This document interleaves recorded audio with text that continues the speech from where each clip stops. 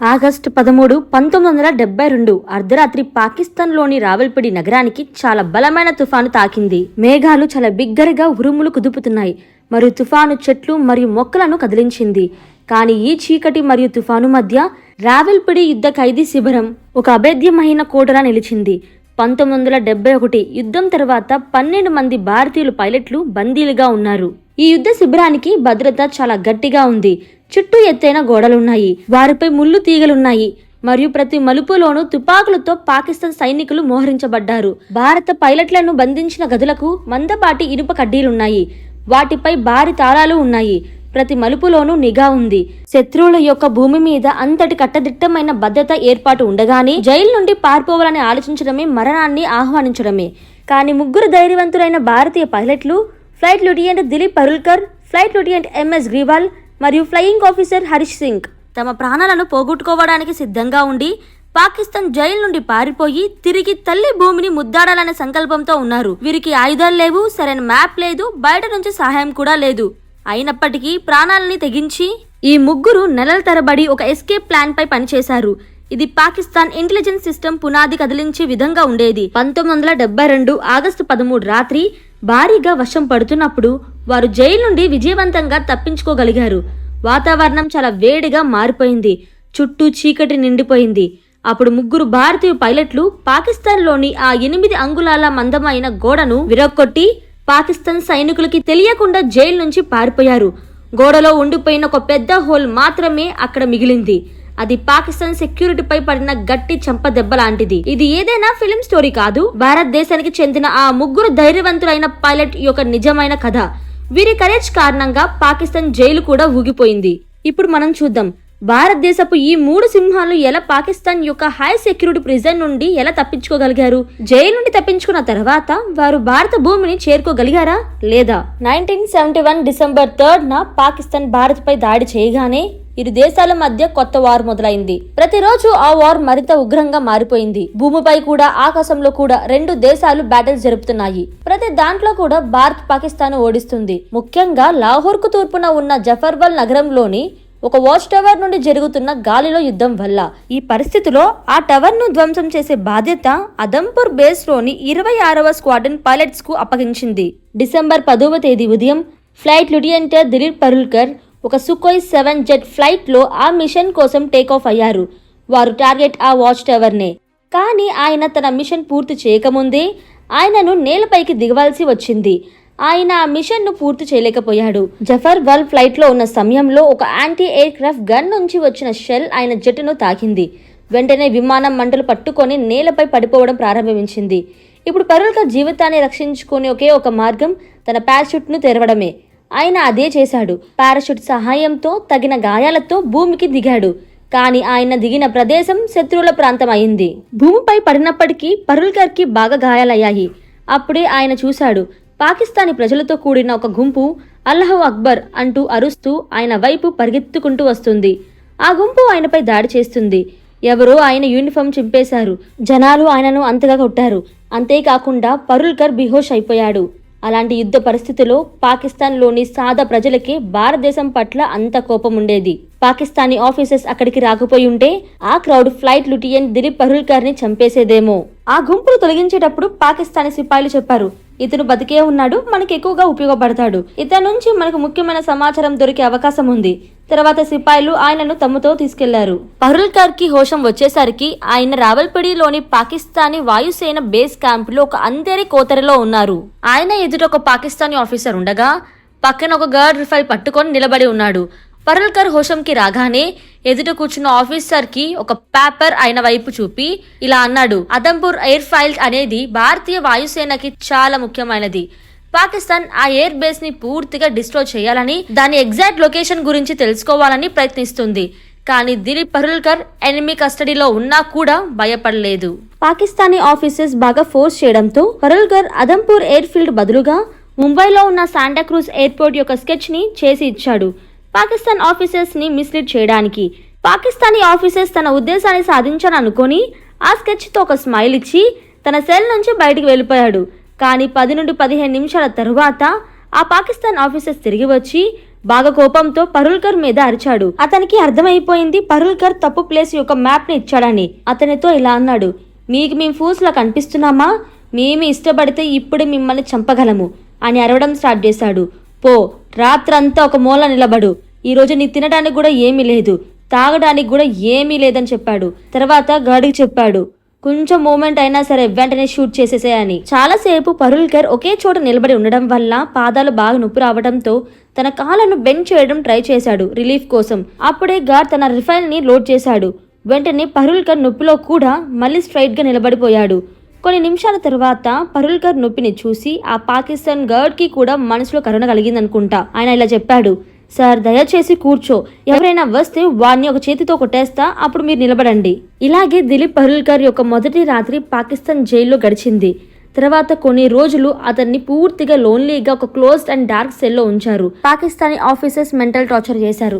తినడానికి అలాగే కనీసం వాటర్ తాగడానికి కూడా ఏమి ఇవ్వలేదు. ఒక రకమైన క్వశ్చన్స్ మళ్ళీ అడుగుతూ ఉన్నారు.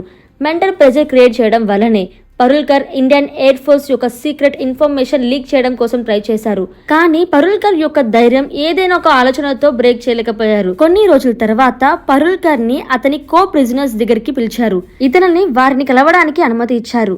ఈ ప్రిజనర్స్ ఆఫ్ వార్ క్యాంప్ లో మొత్తం 12 మంది ఇండియన్ ఎయిర్ ఫోర్స్ పైలట్లు యుద్ధ ఖైదులుగా ఉంచబడ్డారు. పరుల్కర్ తన కో ప్రిజనర్స్ ని కలిసినప్పుడు వారు ఎదుర్కొన్న మానసిక వేధింపు గురించి కూడా తెలుసుకున్నాడు.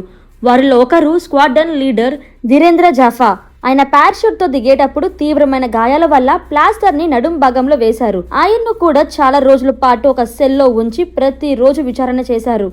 ఆయనను టాయిలెట్ కి తీసుకెళ్లేటప్పుడు ఆయనను చుట్టుపక్కల చూడకుండా ఉండేందుకు ముఖంపై పిల్లో కేసుని పెట్టేవారు. అతడితో పాటు ఫ్లైట్ లెఫ్టినెంట్ ఎంఎస్ గ్రీవాల్ కూడా ఉన్నారు. ఆయనకు టీ అంటే ఎంతో ఇష్టం. కానీ పాకిస్తానీ అధికారులు మానసికంగా వేధించేందుకు అడిగేవారు. గారే, నీకు టీ కావాలా అని. అతను అవునని చెప్పేవాడు, కానీ ఆ టీ ఎప్పుడు ఇవ్వలేదట.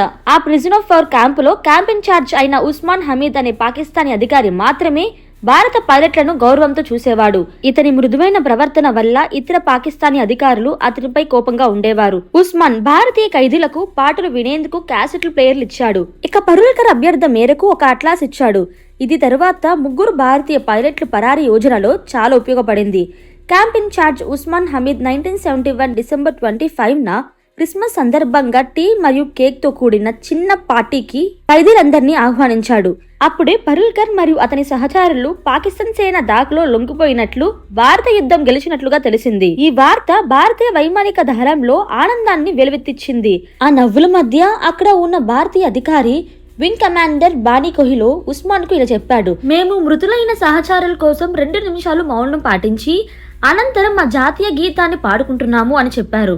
ఉస్మాన్ దీనికి కూడా అనుమతి ఇచ్చాడు. 1971 డిసెంబర్ 25 సాయంత్రం పాకిస్తానీ జైల్లో భారత జాతీయ గీతం ప్రతిధ్వనించినప్పుడు అందరూ భారతీయుల గుండెల్లో గర్వం ఉప్పొంగిపోయింది. భారతదేశం విషయాన్ని సాధించిందని తెలుసుకొని అందరూ సంతోషించారు. అంతేకాదు, భారత్ లో 93,000 మంది పాకిస్తానీ సైనికులు ప్రిజనర్స్ ఆఫ్ వార్ గా ఉండటాన్ని బట్టి భారత ప్రభుత్వం త్వరలోనే తన ఖైదీలను విడుదల చేస్తుందనే ఆశ కూడా ఉండింది. కానీ ఫ్లైట్ లెఫ్టినెంట్ దిలీప్ పరుల్కర్ మాత్రం అలా అనుకోలేదు. ఆయనకు తెలుసు, యుద్ధం భారత్ గెలిచినా ప్రిజనర్స్ ఆఫ్ వార్ ల మార్పిడి చాలా దూరంగా ఉందని. ఈ పని పూర్తవడానికి ఏళ్లపాటు పడవచ్చు. మధ్యలో మళ్ళీ భారత్ పాకిస్తాన్ మధ్య ఉద్రిక్తత వస్తే అప్పట్లో విడుదల కావడం చాలా కష్టమవుతుంది. కాబట్టి పరుల్కర్ ఇలా అనుకున్నాడు, ఖాళీగా కూర్చోవడం కన్నా జైలును బ్రేక్ చేసి దేశాన్ని తిరిగి రావడమే మంచిది. ఇదే ఒక ప్రిజనర్స్ ఆఫ్ వార్ యొక్క విధి కూడా.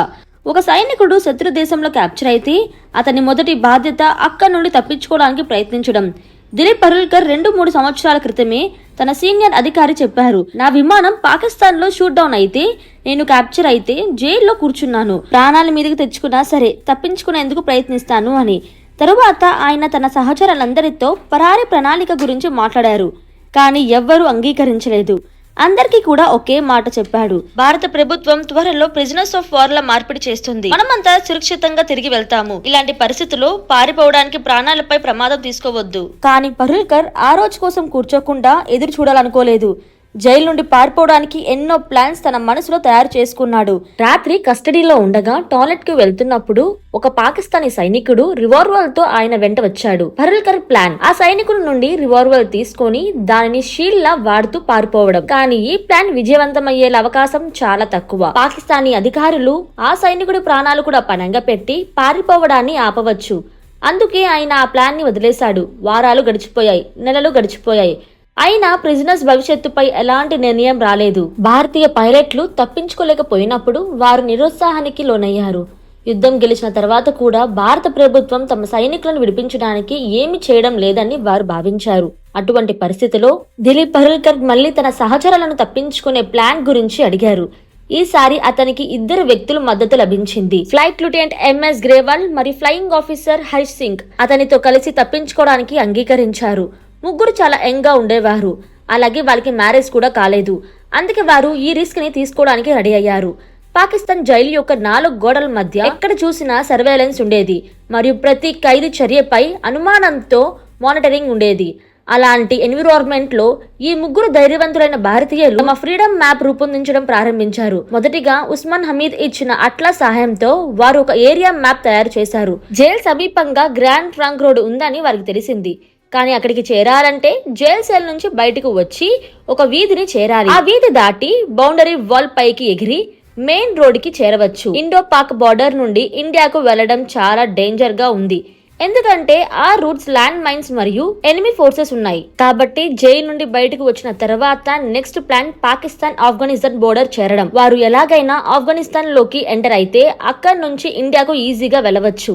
ఈ విధంగా ముగ్గురు చాలా ఇంటెలిజెన్స్ తో ద గ్రేట్ ఎస్కేప్ ప్లాన్ తయారు చేశారు. ఈ ప్లాన్ లో మొదటి టాస్క్ జైల్ కాంపౌండ్ బౌండరీ దగ్గరగా ఉండే సెల్ ని కనుగొనడం. అక్కడి గర్డ్ సెక్యూరిటీకి తక్కువగా ఉండాలి. సెల్ నంబర్ 4 ఈ క్రైటీరియాకి పర్ఫెక్ట్ గా సరిపోతుంది. ఇప్పుడు నెక్స్ట్ టాస్క్ ఈ ముగ్గురిని ఆ సెల్ కి షిఫ్ట్ చేయడం. కానీ జైల్లో సెల్ మారడం అంటే ఫామ్ నింపడం అంత ఈజీ కాదు. అందుకోసం గార్డులు మరియు స్టాఫ్ తో ఫ్రెండ్షిప్ చేయాల్సి ఉంటుంది. పరుల్కర్ తన చామ్ వాడి త్వరలోనే గార్డులతో మంచి ట్యూనింగ్ కల్పించుకున్నాడు. మంచి బిహేవియర్ మరియు కొంచెం టిప్స్ వల్ల పరుల్కర్ గ్రేవాల్ మరియు హరీష్ సింగ్ ను ఆ సెల్ కి షిఫ్ట్ చేశారు. సెల్ నంబర్ 4 పెద్దదిగా ఉండటం వల్ల మరో భారతీయ పైలట్ విద్యుత్ సాగర్ చాటి ఇతను కూడా వారితో అక్కడికి షిఫ్ట్ అయ్యాడు. చాటి ఈ ఎస్కేప్ మిషన్ లో భాగం కాదు. అయినప్పటికీ అతను తన స్నేహితులకు హెల్ప్ చేశాడు. ప్లాన్ లో నెక్స్ట్ స్టెప్ సెల్ నంబర్ 4 లో 18 ఇంచుల మందమైన గోడలో ఒక పెద్ద హోల్ చేయడం. దాని వల్ల వారు బయటికి ఈజీగా రావచ్చు. కానీ ఇది ఈజీ టాస్క్ కాదు.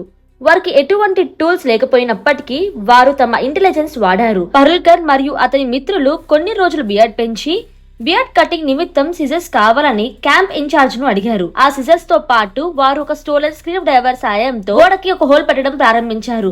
పరుల్కర్ మరియు గ్రేవాల్ రాత్రి 12 నుంచి 1 గంట మధ్యలో స్క్రూ డ్రైవర్ మరియు సిజర్స్ తో గోడ మోటార్ ను తిరిపేందుకు టర్న్స్ లో పనిచేస్తున్నారు.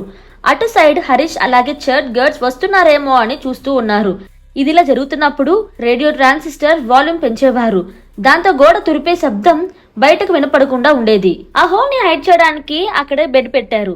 దాంతో అది బెడ్ కింద కవర్ అయిపోయేది. స్క్రాప్డ్ స్పైసెస్ ను ఖాళీ రెడ్ క్రాస్ బాక్స్ లో వేసి హైడ్ చేశారు. గోడలో హోల్ చేస్తూనే ముగ్గురు ఎస్కేప్ కి అవసరమైన వస్తువులను కూడా కలెక్ట్ చేయడం ప్రారంభించారు. జినేవా కన్వెన్షన్ ప్రకారం ప్రిజనర్స్ ఆఫ్ వార్ కి ప్రతి నెల 57,000 ఇస్తారు.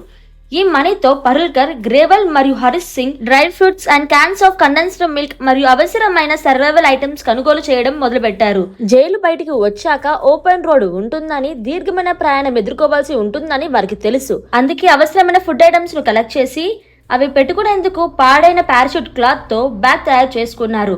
వారికి కరెక్ట్ డైరెక్షన్ తెలిసేందుకు ఒక కంపాస్ అవసరం. అందుకే వారు ఒక జుగాడ్ చేసి ట్రాన్సిస్టర్ బ్యాటరీ సహాయంతో స్వెల్లింగ్ నీడిల్స్ ను మ్యాగ్నటైజ్ చేశారు. తరువాత ఆ సుధులను తెలివిగా ఒక పెన్ లో ఉన్న ఖాళీ భాగంలో దాచేశారు. ఆ పైలట్లు చూపిన తెలివితేటల వలన ఒక సాధారణమైన పెన్ను కూడా అనుమానం లేకుండా జేబులో పెట్టుకొని తిరగగలిగింది. వాస్తవానికి అది ఇప్పుడు ఒక తాత్కాలిక కంపాస్ అయింది. ఈ అన్ని ఏర్పాట్లు అయిపోయిన తర్వాత వారు జైలు నుండి పారిపోగానే స్థానిక జనాల్లో కలిసిపోవడానికి తాము పతానీ సూట్స్ కుట్టించుకోవాలని నిర్ణయించుకున్నారు. ఇంతలో పరుల్కర్ ఇంటి నుండి ఒక పార్సెల్ వచ్చింది. అందులో 3 జతల షర్ట్స్ మరియు ప్యాంట్స్ ఉన్నాయి. ఆ బట్టలతో పరుల్కర్ జైల్లో ఉన్న టైలర్ కు కొంత డబ్బు ఇచ్చి 3 పతానీ సూట్స్ ని కుట్టించుకున్నాడు. ఇంతవరకు గోడలో హోల్ తీయడంలో పని నిరంతరం కొనసాగుతుంది. నలుగురు చాలా జాగ్రత్తగా ఒకరికొకరు ఆ పని చేస్తూ ఉండేవారు. వాళ్ళ పనిని ఎవరు కూడా గమనించలేదు. బయట గమనించకుండా ఉండేందుకు వారు గోడపై ప్లాస్టర్ తీయడాన్ని కేవలం రాత్రి సమయంలోనే చేసేవారు. కానీ సెల్లో ఉన్న ఒక బల్బ్ రాత్రి సమయంలో వారికి సమస్యగా మారింది. ఆ బల్బ్ వెలుతురతో బయట నుంచి లోపల కనిపించే ప్రమాదం ఉండేది. అందుకే వారు ఆ బల్బ్ యొక్క ఫ్యూజ్ ని పేల్చేశారు. జైల్లో బల్బ్ మార్చడానికి చాలా పొడవైన ప్రక్రియ ఉండేది. అందువల్ల అనేక రోజులు వాళ్ళు ఆ చీకటిని ఉపయోగించి తమ పని ముందుకు తీసుకెళ్లారు. పలు రోజుల పాటు పని ఎలాంటి అంతర్యం లేకుండా సాగింది. కానీ ఒక రాత్రి ఎంఎస్ గ్రీవల్ బెడ్ కింద గోడ చెక్కుతున్న సమయంలో అకస్మాత్తుగా ఒక గార్డ్ సెల్ తలుపు దగ్గరికి వచ్చి లోపల చూడడం మొదలుపెట్టాడు. బల్బ్ వెలుతురు లేకపోయినప్పటికీ సెల్లో నలుగురు ఉండాల్సిన సమయంలో ముగ్గురే ఉన్నారన్న విషయం గమనించాడు. ఆ గార్డ్ పిలిచాడు. కానీ బెడ్ మీద ఉన్న ముగ్గురు పైలట్లు నిద్రపోతున్నట్లుగా నటించడం మొదలుపెట్టారు. మరియు గ్రేవెల్ కూడా అప్రమత్తమై బెడ్ కింద పని ఆపేశాడు. గార్డ్ ఏదో తేడాగా ఉందని గ్రహించి నేరుగా గార్డ్ రూమ్ కి పరిగెత్తాడు. కొన్ని సెకండ్లోనే అతను కీ మరియు ఇన్ఛార్జ్ గార్డ్ తో తిరిగొచ్చాడు. ఇన్ఛార్జ్ గార్డ్ తలుపు తాళం తెరిచి లోపలికి టార్చ్ వేసినప్పుడు నలుగురు పైలట్లు కూడా బెడ్ మీద కనిపించారు. గార్డ్ కీస్ తీసుకుని రాగానే తిరిగి వచ్చే లోపే గ్రేవెల్ బెడ్ కింద నుంచి బయటకు వచ్చి మిగతా వాళ్ళలాగా నిద్రపోతున్నట్టు నటించడం మొదలుపెట్టాడు. సెల్లో నలుగురు ఉన్నారని చూసిన ఇన్ఛార్జ్ గార్డ్ విధి నిర్వాహిక గార్డ్ కి అలర్ట్ ఇచ్చాడు. అతను వెంటనే వారిని మందలించాడు. దాంతో వారు అరెస్ట్ కాకుండా తప్పించుకోగలిగారు. 18 ఇంచెస్ మందం గల గోడను చెరిపేందుకు వారాల పాటు చేసిన ప్రయత్నంలో వారు చాలా ఇటుకలు తీసివేశారు. ఈ విధంగా ప్రతి రాత్రి పనిచేస్తూ గోడలో ఒక చిన్న హోల్ తయారైంది. కానీ ఆ హోల్ నుంచి బయటకు రావడానికి సరిపోలేదు. కాబట్టి దాన్ని దాచాల్సిన అవసరం ఏర్పడింది. అందుకే దిలీప్ పరుల్కర్ ఆ హోల్ లోకి ఒక వస్తువుని దించి లోపల భాగం కనిపించకుండా చేశాడు. తదుపరి రాత్రి పరుల్కర్ మళ్లీ పని చేయడం మొదలుపెట్టాడు. ఇటుకలు తీయడం, లోపల ప్లాస్టర్ను చెరిపివేయడం మొదలుపెట్టిన వెంటనే ఎవరు బయట నుండి ఆ వస్త్రాన్ని లాగారు. పరుల్కర్ కి హార్ట్అటాక్ వచ్చేంత పనైంది. వెంటనే మంచం కింద నుండి బయటకు వచ్చి తన సహచరులకు ఎవరో వస్త్రాన్ని లాగినట్టు చెప్పాడు. అందరి పరిస్థితి చెడిపోయింది. పాకిస్తాన్ అధికారులు ఎప్పుడైనా తమ సెల్ దగ్గరకు రావచ్చని వారు భయపడిపోయారు. కానీ చాలాసేపు ఎవరు రాకపోవడంతో పరుల్కర్ మళ్లీ మంచం కింద ఉన్న గోడలో ఉన్న హోల్ దగ్గరికి వెళ్లాడు. అక్కడ అతను చూస్తే ఒక పిల్లి ఆ వస్త్రాన్ని నోటిలో పట్టుకొని నిలబడి ఉంది. అది చూసి అతనికి ఊరట వచ్చింది. వస్త్రాన్ని లాగింది ఒక సైనికుడు కాకుండా పిల్లి అని అర్థమైంది. ఎన్నో నెలలు కష్టపడిన తర్వాత ముగ్గురి ఎస్కేప్ కోసం అన్ని ఏర్పాట్లు పూర్తయ్యాయి. గోడలో ఒక పెద్ద హోల్ కూడా తయారైంది. ఆ హోల్ ని వారు మోటార్ లేకుండా ఇటుకలతో మూసి పెట్టారు. ఎస్కేప్ అయ్యే రోజు తేలికగా తీసుకోగలిగేలా మ్యాప్స్ తయారయ్యాయి. బట్టలు కుట్టించుకోబడ్డాయి. రూట్స్ కూడా గుర్తుపెట్టుకున్నారు. మరియు చిన్న చిన్న విషయాలు కూడా ప్లాన్ చేసుకున్నారు. ఇప్పుడు వాళ్ళు సరైన అవకాశాన్ని మాత్రమే ఎదురు చూశారు. ఆ సరైన అవకాశం వచ్చింది. 1972 ఆగస్ట్ 13 నైట్. ఒక రోజు తర్వాత వెంటనే ఆగస్ట్ 14 పాకిస్తాన్ స్వాతంత్రం దినోత్సవం. పరుల్కర్ కి నమ్మకం వచ్చింది. ఆగస్టు 13 రాత్రి ఆకాశంలో మెరుపులు మెరుస్తూ ఉరుములు మర్మోగుతున్నప్పుడు బలమైన తుఫాను మొదలైంది. అప్పుడు పరుల్కర్ ధైర్యం మరింత పెరిగింది. ఇంతటి చెడు వాతావరణంలో సైనికుల దృష్టికి ఆపడంలో ఇది ఉత్తమ అవకాశం అని అతనికి అర్థమైంది. ప్లాన్ ప్రకారం అర్ధరాత్రి సమయంలో flight lieutenant Dilip Parulkar, flying officer Harish Singh మరియు flight lieutenant M S Grewal Pathani suits వేసుకుని తమ ఎస్కేప్ కిట్స్ తీసుకున్నారు. 4వ సహచరుడు విద్యాధర్ శంకర్ ఛాతీని హత్తుకుని వీడుకోలు చెప్పారు. ఆ తర్వాత ముగ్గురు ఒకరికొకడు గోడలో ఉన్న హోల్ నుంచి క్రాలింగ్ చేస్తూ బయటకు వచ్చారు. వాళ్ళు బయటకు రాగానే మట్టి తుఫాను వాళ్ళు ముఖాలను తాకింది. ముందుకి కదులుతూ వారు ఒక నేరో లేని చేరుకున్నారు. అక్కడ ఒక కాట్ మీద కూర్చొని తుఫాను మట్టిలో నుంచి రక్షించేందుకు ముఖం మీద బ్లాంకెట్ వేసుకున్నాడు. ముగ్గురు ఆ నేరో లేన్ కుండా పోయారు. గాలివాటం ధ్వని అంతా పెరిగిపోయింది. వాళ్ళు అడుగులు శబ్దం వినపడట్లేదు. కొన్ని నిమిషాల్లోనే వారు జైలు బయట గోడను చేరుకున్నారు. కానీ అప్పుడే ఒక్కసారిగా వర్షం మొదలైంది. వాచ్మెన్ ముఖంపై వర్షపు చుక్కులు పడడంతో బ్లాంకెట్ తొలగించి కాట్ తో కలిసి ఎయిర్ ఫోర్స్ ఎంప్లాయ్మెంట్ ఆఫీస్ విరంధర్ వైపు పరిగెత్తాడు. ఈ మధ్యలో గాడ్ వార్ కి కనపడపోవడం వల్ల ముగ్గురు మళ్లీ తప్పించుకున్నారు. కొద్దిసేపు తడబాటు తర్వాత వారు భారీ వర్షంలో గోడ దాటి దూకారు. జైలు బయట నేలపై కాలు తాగ్గానే హరీష్ సింగ్ జీ ఆనందంతో ఆజాదీ అని అరవడం ప్రారంభించాడు. అయినప్పటికీ నిజమైన ఫ్రీడమ్ ఇంకా 250 కిలోమీటర్స్ దూరంలో ఉంది.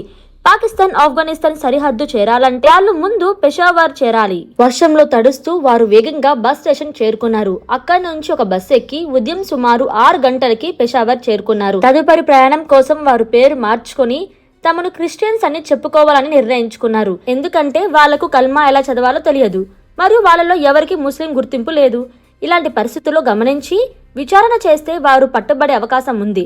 దిలీప్ పరుల్కర్ తన పేరు ఫిలిప్ పీటర్ అని మార్చుకున్నాడు. ఎంఎస్ గ్రీవల్ తనను అలీ అమీర్గా మార్చుకున్నాడు. హరీష్ సింగ్ జీ తన పేరు హరల్ జాకోబ్గా మార్చుకున్నాడు. పెషావర్ నుంచి వారు హార్స్ క్యారేజ్ ఎక్కి జమ్రుడ్ రోడ్కి వెళ్లారు. హార్స్ క్యారేజ్ దిగిన తరువాత కొంత దూరం నడిచి మార్గం మధ్యలో ఒక లోకల్ బస్ కనిపించింది. బస్ పూర్తిగా నిండిపోయి ఉండడంతో ముగ్గురు కూడా బస్సు పైకప్పు మీద కూర్చోవలసి వచ్చింది. బస్సు పైకప్పు కూర్చొని వారు ఉదయం 9:30కి లాండికోటల్ చేరుకున్నారు. జైలు నుంచి తప్పించుకొని ఇప్పుడు 9 గంటలు గడిచిపోయాయి. ఇప్పుడు ఆఫ్ఘనిస్తాన్ లోకి ప్రవేశించాలంటే వారు టోర్కమ్ బోర్డర్ కి దాటి వెళ్లాల్సి ఉంటుంది. ఇది అక్కడి నుంచి కేవలం 5 కిలోమీటర్స్ దూరంలో ఉంది. కానీ వారికి టోర్కమ్ బోర్డర్ కి దారి తెలియదు. ఎవరికైనా పాకిస్తాన్ వ్యక్తిని అడిగితే అనుమానం వచ్చి వారు పట్టుబడే అవకాశం ఉంది. వారి మ్యాప్ లో టోర్కమ్ బోర్డర్ కి దగ్గరగా లాండికానా రైల్వే స్టేషన్ ఉందని చూశారు. అందువల్ల లాండికానా గుండా ఆఫ్ఘనిస్తాన్ వెళ్లడం సురక్షితమని భావించారు. వారు అక్కడే ఒక చాయ్ స్టేషన్ కి వెళ్లి అక్కడ పని చేయడం మొదలు పెట్టారు. వారు అక్కడ ఉన్న వ్యక్తిని అడగడం ప్రారంభించారు. ఇక్కడ నుంచి లాండికానా ఎంత దూరంలో ఉంటుంది అనే ప్రశ్న విన్న వెంటనే అక్కడ కూర్చున్న వాళ్ళంతా వారిని ఆశ్చర్యంగా చూస్తూ ఎవరు కష్టమైన ఇంగ్లీష్ పదం స్పెల్లింగ్ అడిగినట్లుగా చూశారు. ఎందుకంటే అక్కడ ఎవరికి లాండికానా అనే స్థలం గురించి తెలియదు. అది ఎక్కడ ఉందన్నది కూడా తెలియదు. నిజానికి లాండికానా రైల్వే స్టేషన్ 1932లో బ్రిటిష్ పాలన సమయంలో మూసివేయబడింది. వారు లాండికానా గురించి అడుగుతున్న సమయంలో ఒక్కసారిగా ఒక వ్యక్తి అక్కడికి వచ్చి అతను నేరుగా ముగ్గురిని ప్రశ్నించారు. మీరెవరు? ఎక్కడి నుంచి వస్తున్నారు? ఎక్కడికి వెళ్తున్నారు? పరుల్కర్ ముందుకెళ్లి సమాధానమిచ్చాడు. మేము పాకిస్తాన్ ఎయిర్ ఫోర్స్ కి చెందిన ఆఫీసర్స్. మేము సెలవులో ఉన్నాము. లాండికానా చూడ్డానికి వెళ్తున్నాము. దురదృష్టవశాత్తు ఆ వ్యక్తి టెహసిల్దార్ ఆఫీసు క్లర్క్ అయ్యాడు. ఈ సమాధానం విన్న వెంటనే అతనికి ముగ్గురుపై మరింత అనుమానం వచ్చి కోపంతో అన్నాడు, ఇక్కడ అటువంటి పేరున్న స్థలం ఎక్కడా లేదు. 1971లో ఇండో పాక్ యుద్ధం మొదలై ఈస్ట్ పాకిస్తాన్ వెస్ట్ పాకిస్తాన్ నుండి విడిపోయి బంగ్లాదేశ్ అయ్యాక పాకిస్తాన్లోని ప్రజలు బిజినెస్ పట్ల అనుమానంతోనే చూస్తున్నారు. ఈ టీ స్టాల్ దగ్గర జరుగుతున్న వాగ్వాదం వలన అక్కడ కొంతసేపులోనే పెద్ద గుంపు కూడింది. ఆ వ్యక్తి మళ్ళీ ముగ్గురిని ప్రశ్నిస్తూ అన్నాడు, మీరు ముగ్గురు బెంగాలీస్ కదా? ఆఫ్ఘనిస్తాన్ వైపు పారిపోతున్నారు కదా? ఈ మాట విన్న వెంటనే ముగ్గురు నకిలీ నవ్వు నవ్వారు. గ్రేవాల్ నవ్వుతూ ఆ వ్యక్తిని అడిగాడు, మేము మీకు బెంగాలీస్ లా కనిపిస్తున్నామా? మీరు జీవితంలో ఎప్పుడైనా నిజమైన బెంగాలీస్ ని చూసారా? ఈ సమాధానం విన్న వ్యక్తి ఇంకా కోపం వచ్చి స్థానిక ప్రజల సహాయంతో వారిని చుట్టుముట్టి అక్కడికి టెహసిల్దార్ కి అప్పగించారు. జైలు నుంచి తప్పించుకున్న ఆ ముగ్గురు ఇండియన్ పైలట్ తాము చెప్పిన కథతో టెహసిల్దార్ ను నమ్మించడానికి చాలా ప్రయత్నించారు. కానీ టెహసిల్దార్ కూడా వారి మాటలు నమ్మలేదు. అక్కడ ఉన్న జనాల్లో కోపం పెరిగిపోతూ ఉంది. ముగ్గురికి భయం వేసింది, జనాలు కోపంతో తమను చంపేస్తారేమో అని. ఇలాంటి పరిస్థితిలో దిలీప్ పరుల్కర్ ఒక చతురతతో కూడిన అంతరాన్ని ఉపయోగించాడు. అతను ఇలా అన్నాడు, మేము పాకిస్తాన్ ఎయిర్ ఫోర్స్ లో ఎయిర్ మ్యాన్. ఈ దేశం కోసం మేము రక్తం కార్చి మరి పనిచేస్తాం. మీరు మమ్మల్ని ఇలా అవమానిస్తారా? మమ్మల్ని నమ్మలేకపోతే ఇప్పుడే నేను Pakistan air force ADC Usman Hamid తో మాట్లాడతాను. ఇదే ఉస్మాన్ రావల్పిండి జైల్ కి ఇన్ఛార్జ్ గా ఉన్న వ్యక్తి. ఉస్మాన్ పేరు విన్న వెంటనే టెహసిల్దార్ షాక్ అయ్యాడు. వెంటనే అతను ఉస్మాన్ కి కాల్ చేసి దిలీప్ పరుల్కర్ తో మాట్లాడేలా చేశాడు. దిలీప్ ఆ ఫోన్ సంభాషణను టెహసిల్దార్ ఎదుట అర్థం కాకుండా చెప్పాడు. కానీ ఫోన్ అవతల ఉన్న ఉస్మాన్ హమీద్ కి మాత్రం వెంటనే అర్థమైంది. ముగ్గురు జైలు నుంచి పారిపోయి లండీ హోటల్ కి వచ్చారని. తర్వాత ఉస్మాన్ హమీద్ టెహసిల్దార్ తో మాట్లాడాడు, వీళ్ళు మా వాళ్లే, వీళ్ళు తప్పు చేశారు. కానీ మా సైనికులు అక్కడికి వచ్చే వరకు వీళ్ళను మీ కస్టడీలో ఉంచండి, కానీ వీళ్లకు హాని చేయకండి అని అన్నాడు. మరోవైపు రావల్పిండి వార్ క్యాంప్ లో ఉదయం 11 గంటలకు కలకలం చెలరేగింది. సెల్లో ఉన్న నలుగురిలో ఒకళ్ళు మాత్రమే మిగిలిపోయారు, అది ఛాతీ. ఈ సమయంలో ఛాతీ కొంత దూరంలో ఉన్న ఇద్దరు పాకిస్తాన్ గర్డ్స్ మాట్లాడుకుంటే విన్నాడు. అప్పుడు మనం చెప్పొచ్చు, నలుగురు కలిసి పారిపోయారు, ముగ్గురు పారిపోయారు, ఇతను కాల్చబడ్డాడు అని. ఇది విన్న ఛాతీకి గూస్ బంప్స్ వచ్చాయి. తన మరణం ఖాయం అనే భావనతో భయపడ్డాడు. కానీ వెంటనే మరొక స్వరం దూరం నుంచి వినిపించింది. సీనియర్ ఆఫీసర్స్ నుంచి ఎంతమంది పారిపోయారో ఎంతమంది మిగిలారో ఇప్పటికీ తెలిసింది. ఇలాంటి సమయంలో మనం ఇతన్ని చంపితే మనం కూడా తప్పించుకోలేము. ఇది విన్న ఛాతీ కొంచెం ఊపిరి పీల్చుకున్నాడు. జైలు నుంచి పారిపోయిన ముగ్గురు ఇండియన్ పైలట్స్ ని మళ్లీ రావల్పిండికి తీసుకొచ్చారు. అక్కడ వారిపై 30 రోజులు ఒంటరి ఖైదీ శిక్ష విధించారు. ఆ తర్వాత రావల్పిండి వార్ క్యాంప్ నుండి వారి ఇతర సహచరులతో కలిసి వారిని ఫైసల్ జైలు కి తరలించారు. అక్కడ ఇండియన్ ఆర్మీకి చెందిన 500కి పైగా ప్రిజనర్స్ ఆఫ్ వార్ ఉన్నారు. ఈ సమయంలో భారత ప్రభుత్వం మరియు పాకిస్తాన్ ప్రభుత్వం మధ్య ప్రిజనర్స్ ఆఫ్ వార్ పరస్పర మార్పిడిపై చర్యలు వేగంగా సాగుతున్నాయి. దీని ఫలితంగా డిసెంబర్ 1972లో Pakistan president Zulfikar Ali Bhutto Indian prisoner of wars ను విడుదల చేస్తామని ప్రకటించారు.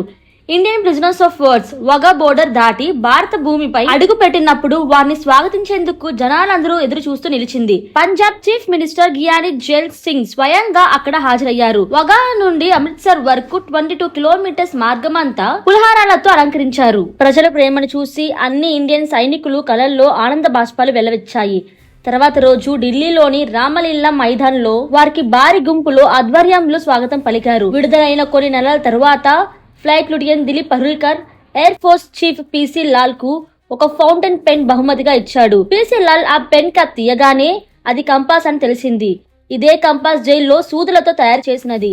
పరుల్కర్ మరియు అతని సహచరులు ఉపయోగించబడింది. భారతదేశానికి తిరిగి వచ్చిన 5 నెలలకే దిలీప్ పరుల్కర్ తల్లిదండ్రులు అతనికి పెళ్లి చేశారు.